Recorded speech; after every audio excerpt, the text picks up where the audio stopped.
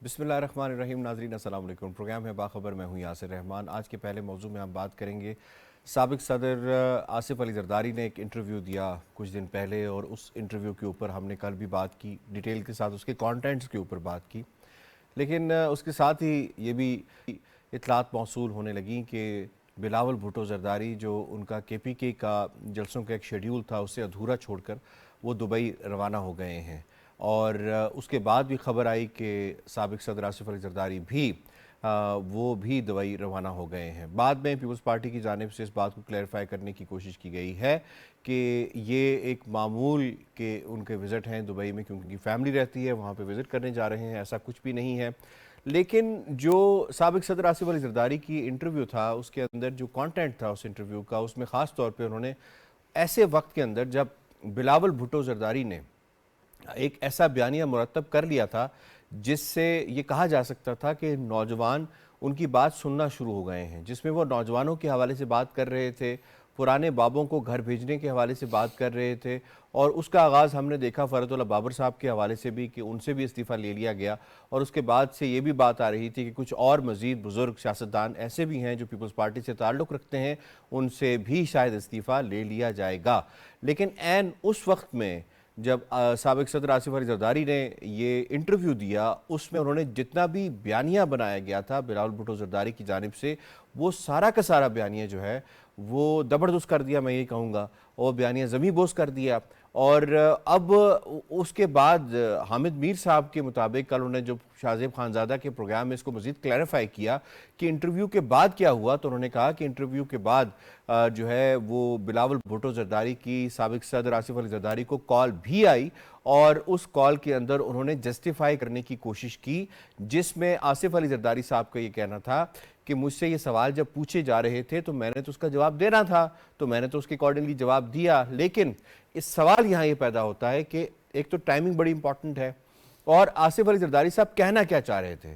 क्या वो पाकिस्तान मुस्लिम लीग नवाज पे अटैक करते करते वो सारी जो जंग थी, या सारा जो कंसंट्रेशन का जो फोकस था, वो अपनी तरफ ले आए हैं, पीपल्स पार्टी की तरफ ले आए हैं, या पीपल्स पार्टी में वाकई कुछ तकसीम है, बाप और बेटा की तकसीम है, जिसमें उन्होंने बात की कैटेगोरिकली कि टिकट तो मैंने देना है, मेरे पास 4 पीस हैं, जबकि 3 पीस जो हैं वो बिलावल भुट्टो ज़रदारी के पास हैं, तो अब final authority, ticketing issuing authority मैं ही हूँ।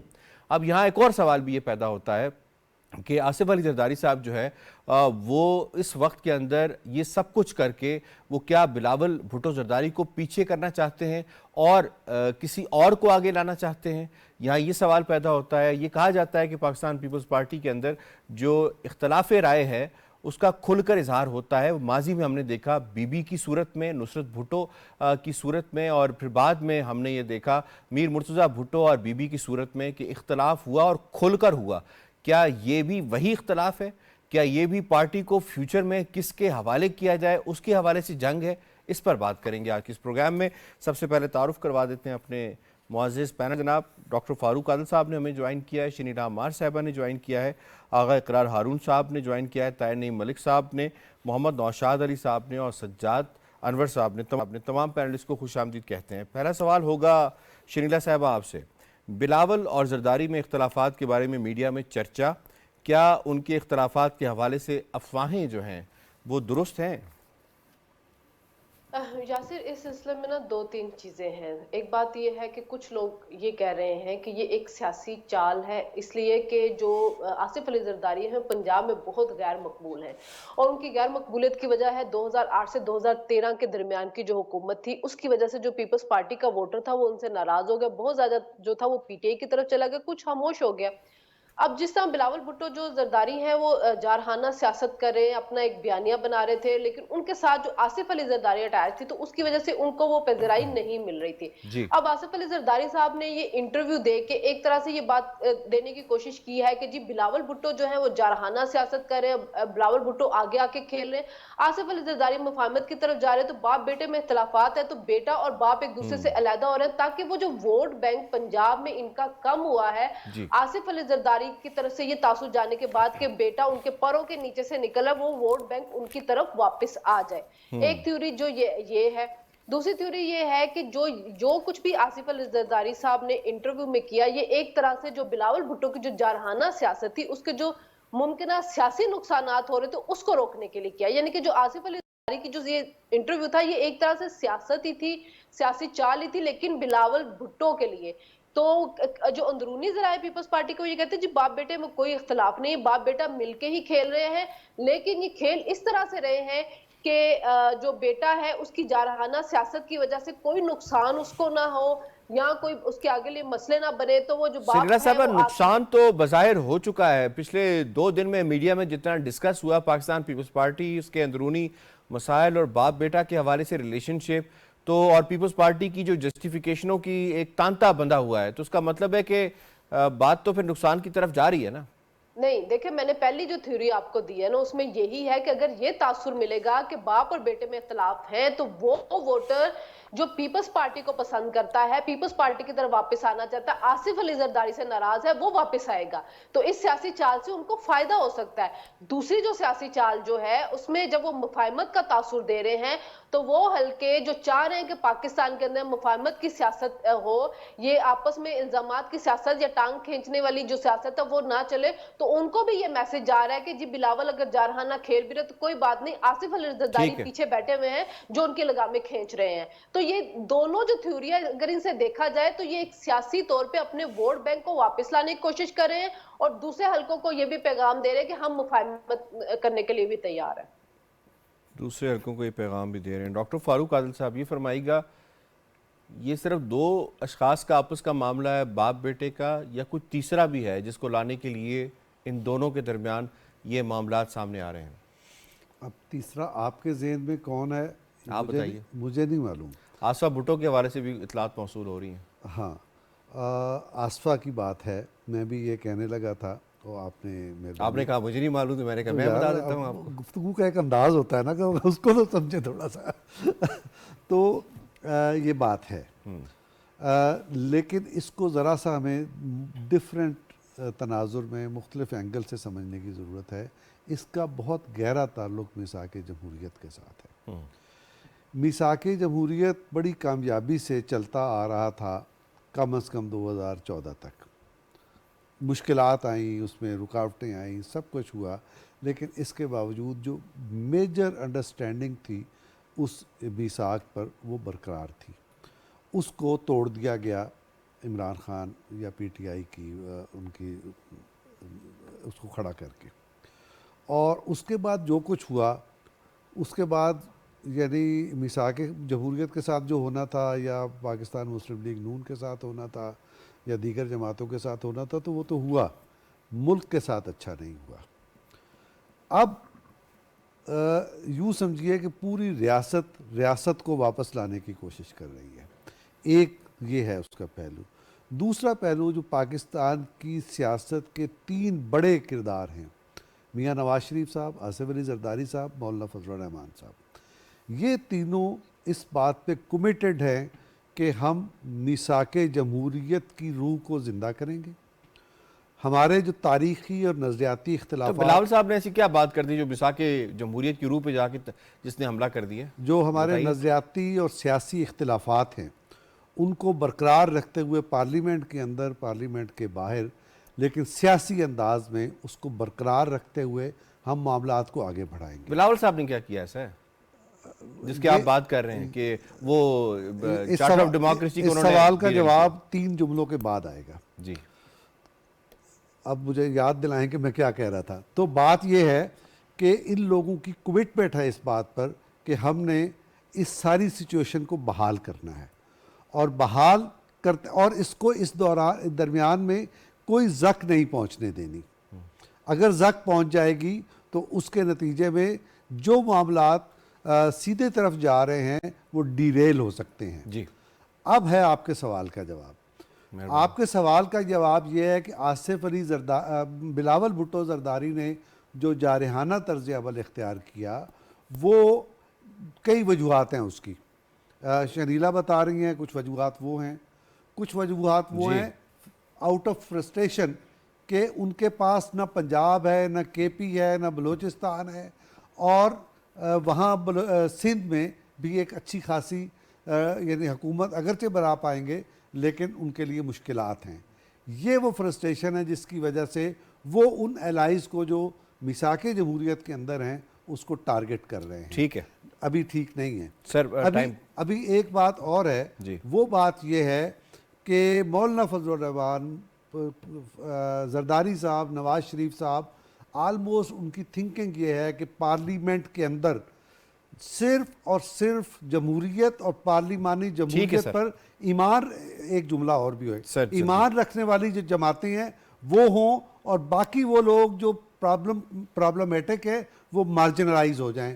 लिहाजा प्लान ये है, मार्जिनलाइज हो गए, वोट से ही मार्जिनलाइज। लिहाजा प्लान ये है कि आसिफ अली जरदारी को कायदे हिज़्ब इख्तिलाफ होना चाहिए। ठीक है। और आसिफ अली जरदारी के रास्ते में अगर कोई रुकावट है तो वो हट जानी चाहिए।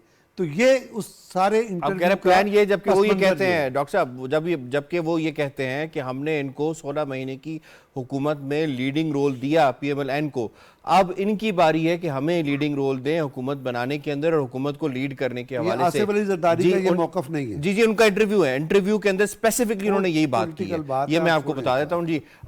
मैं इसमें शामिल करूंगा नौशाद साहब आपको। नौशाद साहब, ये फरमाइएगा कि पाकिस्तान पीपल्स पार्टी के अंदरूनी जो मामलात हैं, ये माजी में भी हमने देखा कि बेगम नुसरत भुट्टो और बेनज़ीर भुट्टो शहीद का आपस में जो मामला था, फिर बाद में वो सेटल डाउन हो गया। इसी तरीके क्योंकि वो मुर्तज़ा भुट्टो को लाना चाह रही थी, फिर बाद में मीर मुर्तज़ा भुट्टो और बीबी का आपस में मामला हुआ, वो भी सबके सामने आया। अब क्या तारीख़ अपने आप को दोहरा रही है कि जरदारी साहब और बिलावल साहब का मामला, जिन्होंने अपनी सोशल मीडिया पे जाके DPs भी चेंज कर दी हैं, वो भी उसी सिलसिले की कड़ी है या इट्स अ डिफरेंट थिंग?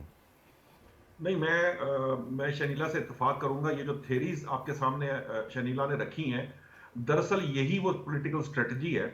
इसमें थोड़ा सा एक और बात को जरा समझने की कोशिश कीजिए कि अगर फर्ज करें कि कोई नौजवान लीडर जो है आपके सामने हो और नौजवान लीडर को उसके वालिद साहब जो हैं वो 2 थप्पड़ लगाकर जरा नौजवानों की हिमायत से रोकें और बूढ़ों के अगेंस्ट जाने से रोकें, तो हो सकता है कि जो नौजवान नस्ल उसकी तरफ देख रही है उसकी सिंपैथीज ज्यादा तेजी से गेन करने में कामयाब होगा वो नौजवान लीडर।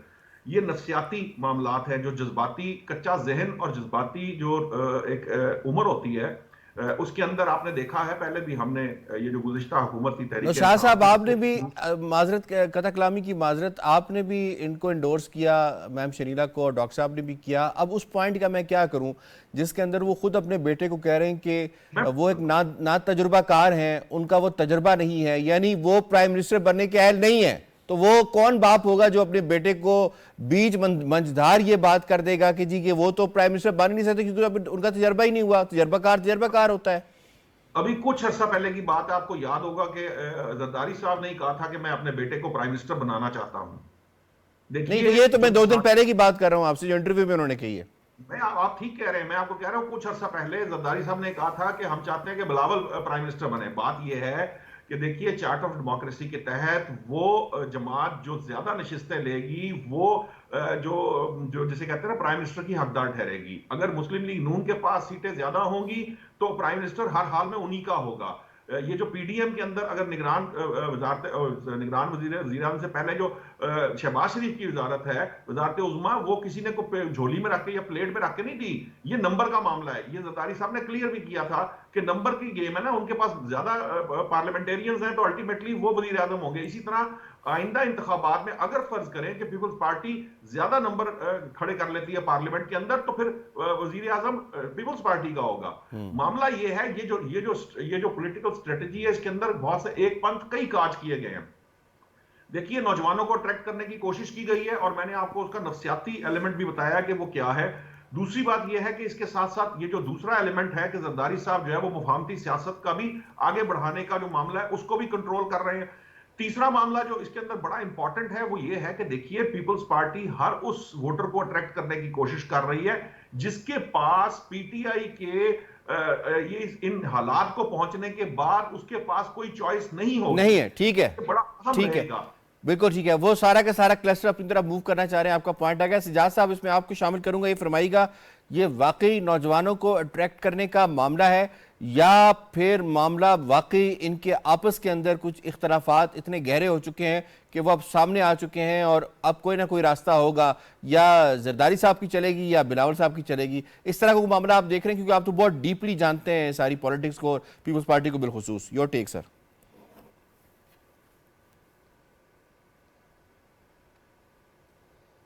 यासिर साहब, जरदारी साहब की ज़िंदगी में तो जरदारी साहब की चलेगी, बिलावल साहब उनके साहबजादे भी हैं और अभी सीख रहे हैं, उसमें कोई शक नहीं है कि बिलावल साहब सीख रहे हैं। और दूसरी बात कि ये जो सारे सवालात इस वक्त हवा में हैं और जितनी कंट्रोवर्सीज़ और जितने कल के डिस्कशंस हो रही हैं, आज यहाँ पे हमारे दोस्तों ने भी बात की, इस सारी गुफ्तगू का जो कल्मिनेट होगी, ये सारी गुफ्तगू, वो बिलावल साहब यौम तासीस पर जो जलसा होने जा रहा है 30 नवंबर कोयटा एड्रेस करेंगे तो आपको पता चल जाएगा कि कहानी क्या है और क्या नहीं है। 30 नवंबर कोयटा, 30 नवंबर कोयटा जो है, तब तक हमें इंतज़ार करना पड़ेगा। दुबई दोनों का शेड्यूल था जाने का और वहाँ पे सनम भुट्टो साहब आई हुई हैं, उनके साथ एक फैमिली रीयूनियन का प्लान था। इख्तलाफात जो होते हैं ना सियासत में, वो हर पॉलिटिकल पार्टी के अंदर उसके इनर सर्कल्स में हमेशा इख्तलाफात रहते हैं और वो इख्तलाफात ये नहीं होते कि आप या तू नहीं थे या मैं नहीं, वो नहीं होते, वो इख्तलाफ राय होता है मुख्तलिफ इशूज़ के ऊपर। ठीक है, तो ठीक पॉइंट है, सॉरी टू कट यू, ये जो फरमाइएगा इख्तलाफ अभी तक राय का जो बयानिया टाइम है होता है और वो जो बड़ा बिलावल इंपॉर्टेंट साहब होता है। समझते हैं, यहाँ जो टाइमिंग का पिछले इशू कुछ है वो भी अरसे तो आप में- देखें ना कि अभी उनके जलसे जारी है, बीच में इंटरव्यू होता है, इंटरव्यू के अंदर ना तजर्बाकार कह देते हैं, उसके बाद उनकी टेलीफोन कॉल आती है, उसके बाद वो दुबई चले जाते हैं, सोशल मीडिया पे डीपी चेंज कर देते हैं। तो जो टाइमिंग है, टाइमिंग कितनी इंपॉर्टेंट है सर?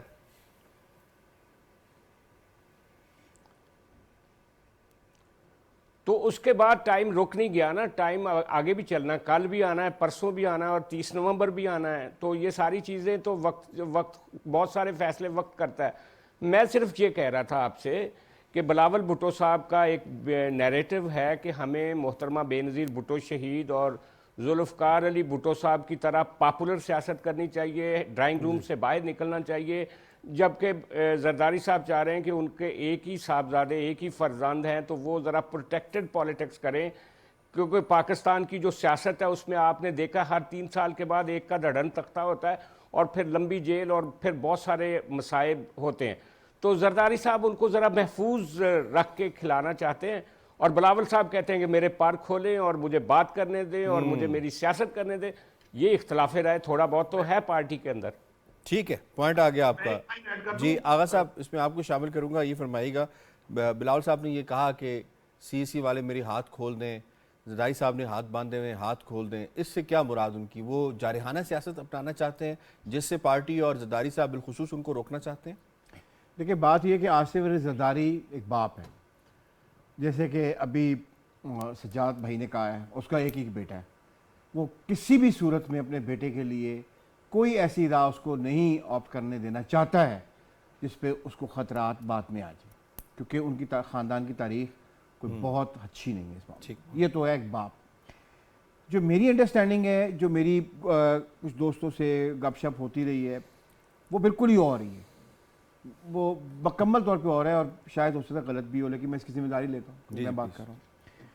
बात यह है कि 2 ऑप्शन थे।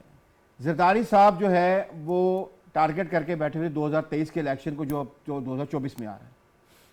पहले दिन से ही बिलावल भुट्टो ने टारगेट किया हुआ था 2028 का इलेक्शन, जो कि अब 2029 में आएगा, और बहुत सख्त किस्म की गुफ्तगू हुई अपना इसमें पाकिस्तान पीपल्स पार्टी की जो CCI के अंदर।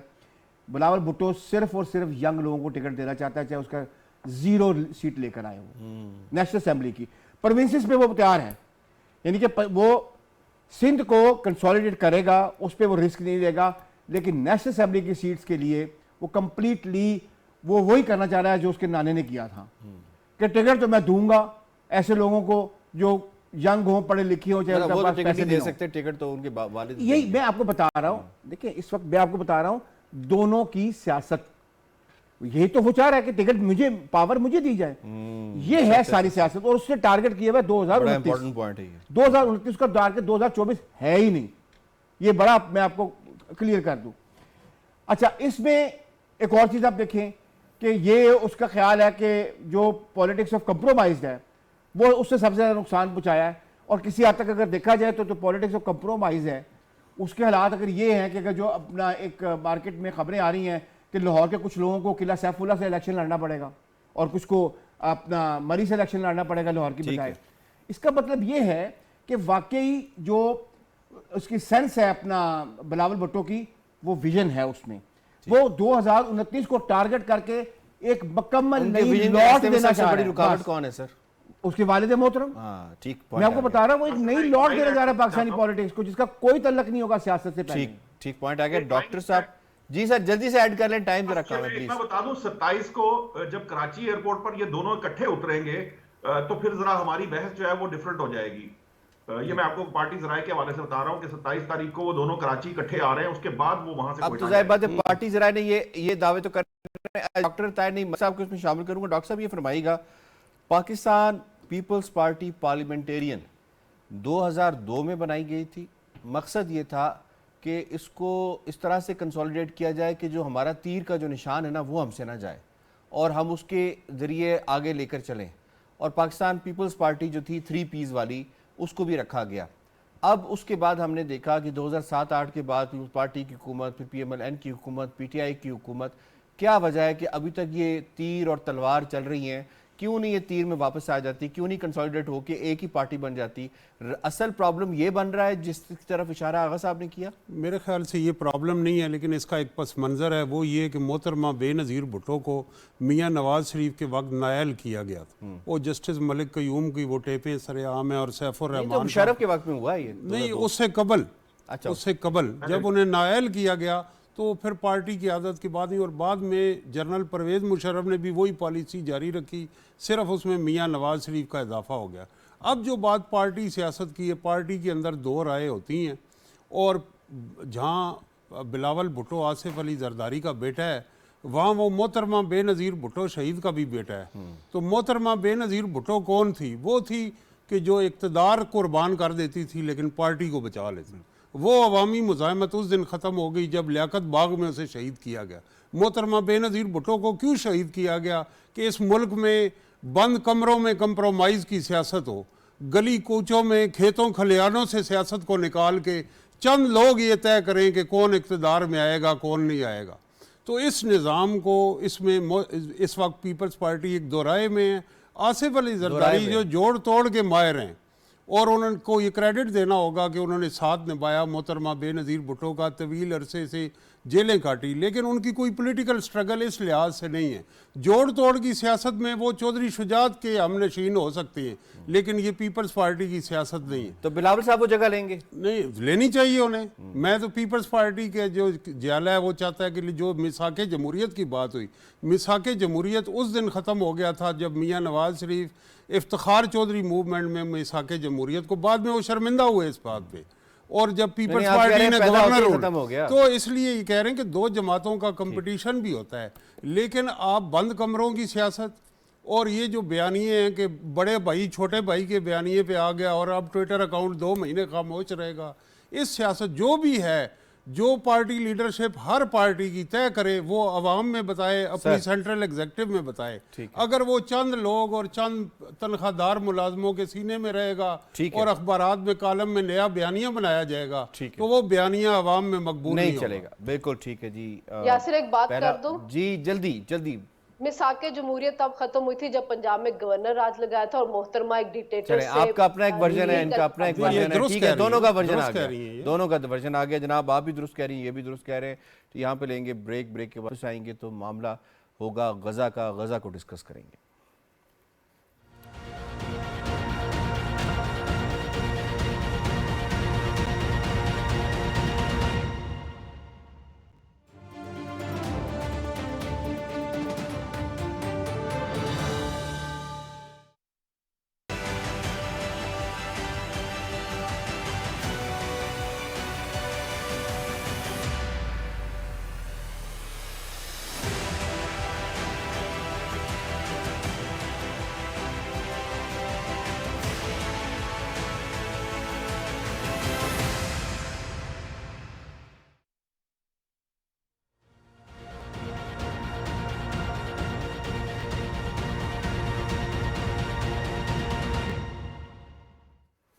वेलकम बैक जी। आज दूसरा दिन है इस जंगबंदी के हवाले से जो गज़ा और इज़राइल के दरमियान, हमास और इज़राइल के दरमियान भी कह सकते हैं, फ़लस्तीन और इज़राइल के दरमियान भी कह सकते हैं, वो जो हुई। और उस पहले दिन के जो अपडेट्स थे वो ये रही कि 13 इज़राइलियों को रिहा किया गया, 39 फ़लस्तीनियों को रिहा किया गया, जिसमें से जो हमास ने रिहा किए उनमें से 10 थाईलैंड के रिहायशी थे उनको रिहा किया गया, एक फ़िलिपाइन का रिहायशी था उसको रिहा किया गया।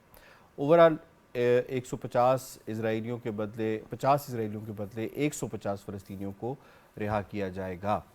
ये पूरा का पूरा प्लान है। अब इससे ना दुनिया ने बहुत ज़्यादा एक्सपेक्टेशंस बांध दी हैं। उन्होंने ये बांधी हैं कि जी शायद इसके बाद मामलात बेहतरी की तरफ जाएंगे, और जहाँ से ये सफ़र 6 अक्टूबर को ख़त्म हुआ था और 7 अक्टूबर को एक नई शुरुआत हुई थी, 6 अक्टूबर को वहीं से शुरू होगा। और ये लोग जो गज़ा में, जो शिमाली गज़ा से जनूबी गज़ा में आए हैं, वो वापस अपने घरों को जा सकेंगे।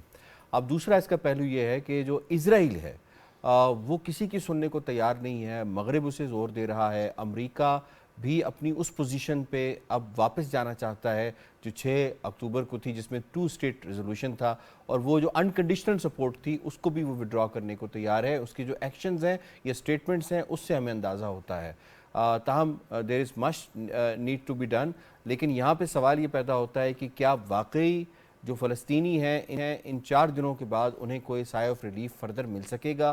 क्या दुनिया के पास ऐसा कोई प्लान, कोई मंसूबा, कोई ऐसा सिलसिला कार है जिससे इज़राइल को पाबंद किया जा सके कि वो वापस मामलात को 6 अक्टूबर तक लेकर जाए? इस पर बात करेंगे अपने मौजूद पैनलिस्ट से। सवाल होगा शनीला साहब आपसे। इजरायली बमबारी से 17 लाख फ़लस्तीनी जो हैं वो बेघर हो गए हैं। क्या ये फ़लस्तीन गज़ा शहर में फ़लस्तीनी जो हैं वापस अपने घरों में जा सकेंगे, स्पेशली शिमाली गज़ा में?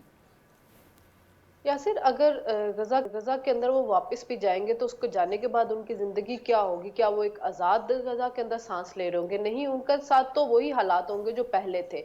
बल्कि इसके बाद तो अब इसराइल ज्यादा मुंहजोर हो जाएगा, ज्यादा जो है अपनी जारियत दिखाएगा, क्योंकि उसका वो आहिस्ता आहिस्ता जिस ग्रेटर इसराइल की तरफ वो अपना कदम उठाना चाहता था वो उसकी तरफ जा रहा है। ये जो जंग बंदी हुई ये आर्जी जंग बंदी है, सिर्फ अपने बंदे छुड़वाने के लिए। उसके बाद अगर आप इनके नेतन्याहू का बयान सुने या इनके वजीर दिफा का सुने, वो कह रहे हैं कि इसके बाद हम मजीद शदीद जंग करेंगे जिसमें हमने हमास को बिल्कुल खत्म करना है, और गजा के बाद इनका अगला टारगेट ये है कि हमने गरबे उर्दन की तरफ जाना है। तो ये चीज अभी रुकती हुई नजर नहीं आएगी जब तक कि दुनिया जो है वो 2 रियासती फार्मूले की तरफ नहीं जाती है, जिसमें कि फलस्तीन को उसकी आजाद ममलिकत नहीं मिल सकती, जिसमें फलस्तीनी अपनी आजादाना जिंदगी गुजार सके। अगर गजा के अंदर वो वापस भी आ जाते हैं, लेकिन जिस गजा के ऊपर इसराइल ने कब्जा किया हुआ, क्या वो उससे पीछे हटेगा? वो कभी भी पीछे नहीं हटेगा, क्योंकि इसराइल जहां जहां पे भी जाके कब्जा कर रहा है वो वहां से पीछे नहीं हटता। तो वो इसको एक कैद खाना ही बनाए रखेगा फलस्तीनियों के लिए, कि जहां से अगर उन्होंने किसी भी जगह पे जाना है तो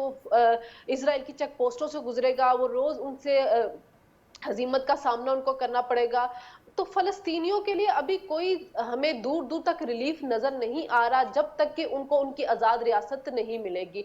ये झड़पें चलती रहेंगी, इसी तरह बहाने बनाए जाए करेंगे और बनाकर मजीद कब्जा आगे से आगे करता जाएगा इसराइल। असल में इसराइल को रोकने की जरूरत है। जब तक आप 2 रियासती फार्मूले पे नहीं जाएंगे ये मामला चलते रहेंगे। वो वापस भी आ जाएंगे तो क्या वो एक आजाद शहरी होंगे? वो बिल्कुल आजाद शहरी नहीं होंगे, वो मजीद गुलामों वाली ही जिंदगी गुजार रहे होंगे इसराइल के तहत। आगा साहब, इसमें आपको शामिल करूँगी, ये फरमाइएगा इस 4 दिन के वक्फे के बाद से फ़लस्तीन के पास और हमास के पास क्या लेवरेज होगी इसराइल को या दुनिया को इस बात पे पाबंद करने के लिए कि वो वापस 6 अक्टूबर पे चले जाएं?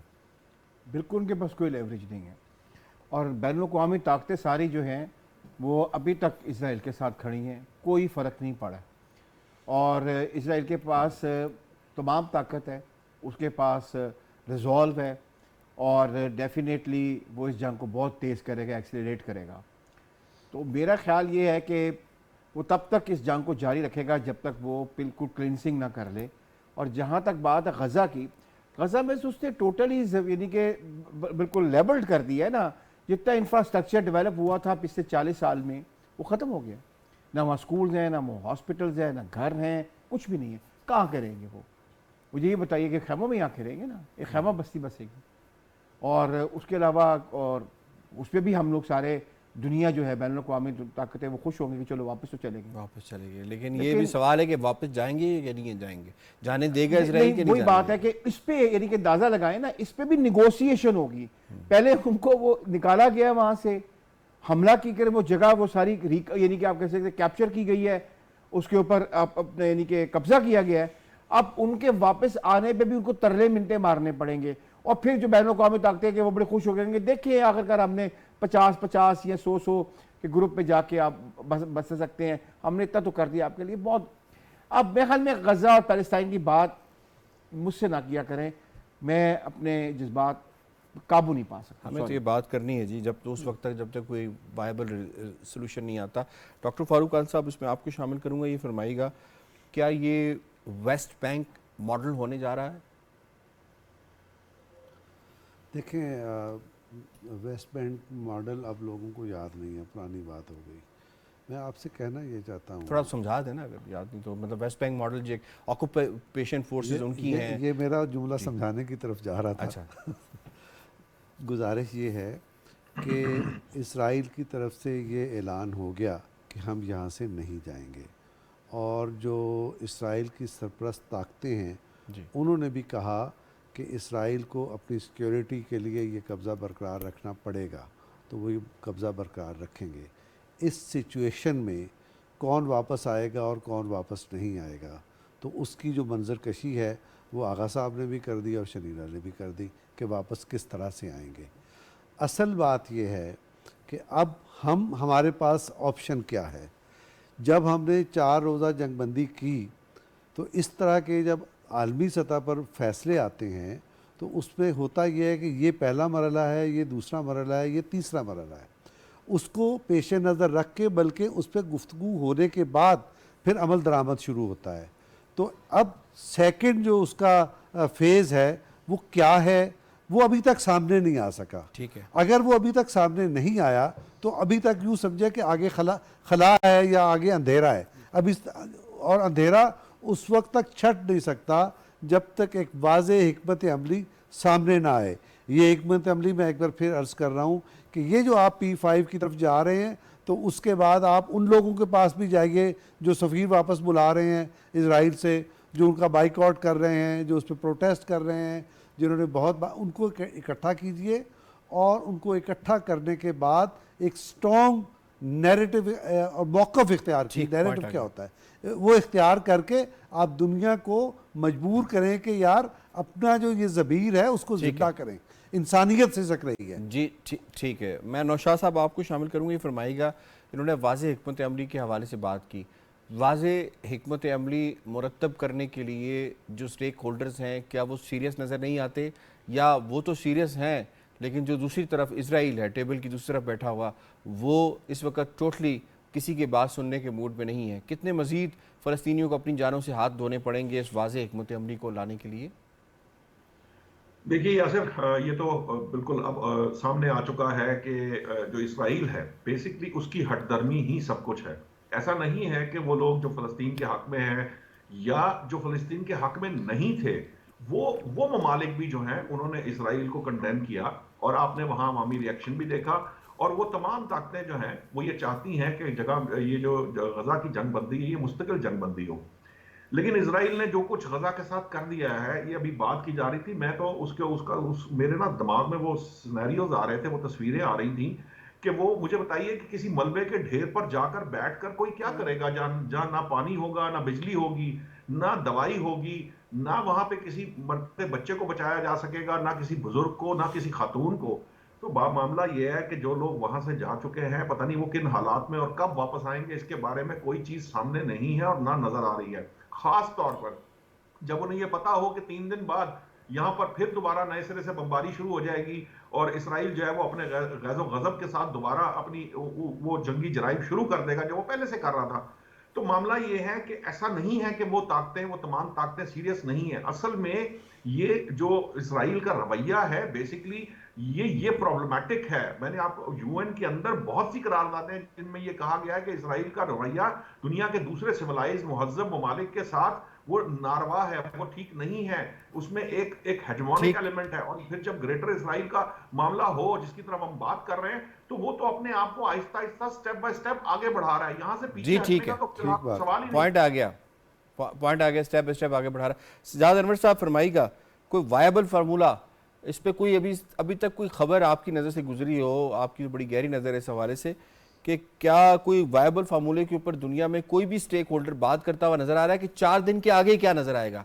4 दिन के आगे दोबारा जंगबंदी होगी, या 4 दिन के आगे कोई 5वां दिन भी होगा जिसके अंदर हम सुकून का सांस ले सकते हैं, या दोबारा से जंगो जदल का वही मैदान होगा?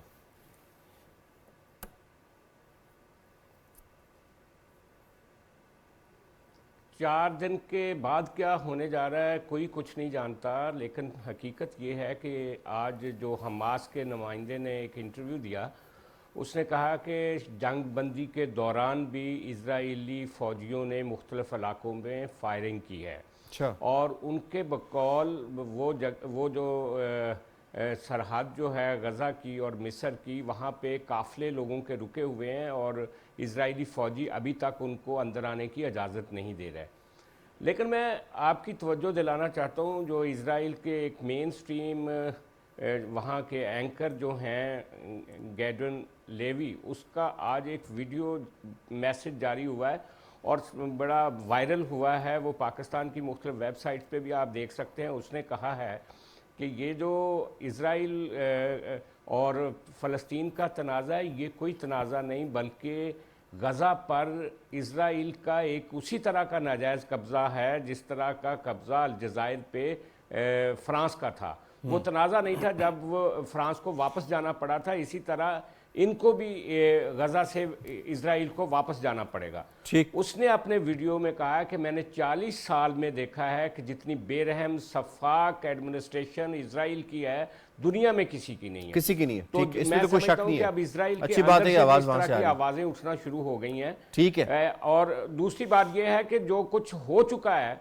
मेरा नहीं ख्याल कि इससे आगे कुछ हो।